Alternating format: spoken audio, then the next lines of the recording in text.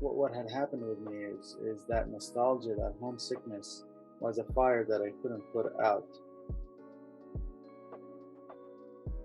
Do you think, had you been able to fly back, had you been able to hop on a plane or, go to some Syrian uncle's house in Illinois or whatever, some hypothetical proxy for home, do you think that instinct to rebuild and recreate and reimagine what these scenes could look like would have still been there?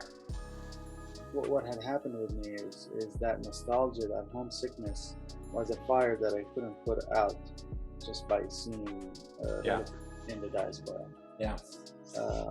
There was so much that I fell in love in the big context of our region that you couldn't replicate.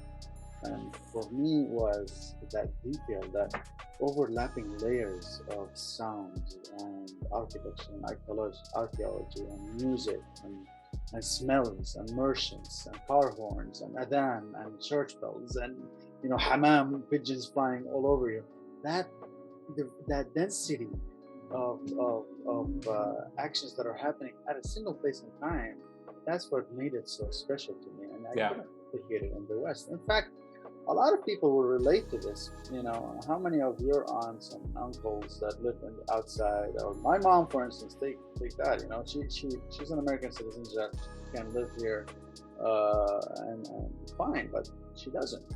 She prefers to live back home because it's social life that they miss the most, that they cannot replicate anywhere else. And that's why we find a lot of our uncles and aunts in the West a little bit homesick most of the time. They're missing that.